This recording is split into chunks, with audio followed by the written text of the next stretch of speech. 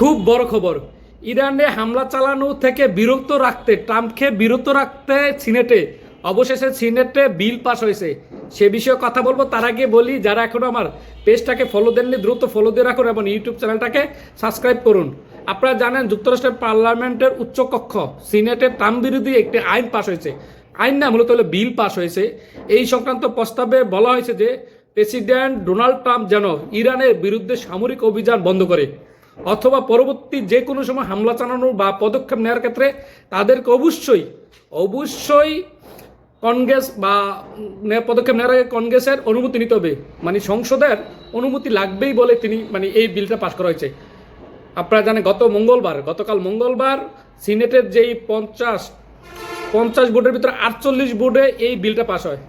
এর আগে চলতি মাসের শুরুর দিকেও বিলটি পার্লামেন্টের নিম্নকক্ষে প্রতিনিধি পরিষদের যে 215 ভোটের মধ্যে 208 ভোট পেয়ে পাস হয়েছিল।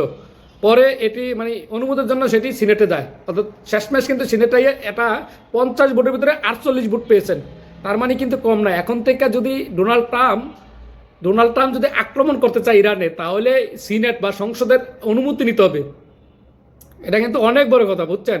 ট্রাম্পের নিজ দল যেটা রিপাবলিকান পার্টি সিনেট সংখ্যাগরিষ্ঠ, তবে 4 জন রিপাবলিকান সিনেটের যে ডেমোক্রেটের সঙ্গে মিলে এই যে বিলটা, এটা হলো বিলের পক্ষে ভোট দিয়েছিলেন।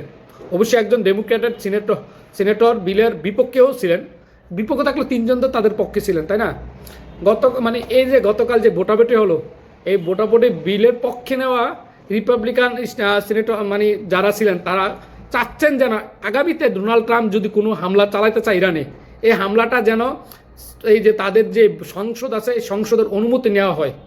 তার মানে ডোনাল্ড ট্রাম্প চাইলেও এখন তাদের দেশের বিরুদ্ধে, ইরানের বিষয় না, ডোনাল্ড ট্রাম্প চাইলে তার দেশের যে আইন অমান্য করতে পারবে না। আপনারা জানেন আইন অমান্য করলে এর জন্য কিন্তু এখন শাস্তি না হোক, 10 বছর 15 বছর 20 বছর পরে হলো এটার জন্য একটা শাস্তি আছে, সেটা ভোগ করতে হয়। দেখা যাক ডোনাল্ড ট্রাম্প আসলে তাদের যেই সিনেটের যে বিল পাস করা হলো এই বিলটা কতটুকু মানেন, শেষমেশ এই বিলের উপর তার আস্থাটা তিনি রাখতে পারেন কিনা, নাকি তিনি দেশের বিরুদ্ধে গিয়ে বিলের বিরুদ্ধে গিয়ে আবারও ইরানে হামলা করে, সেটাই এখন দেখার পালা।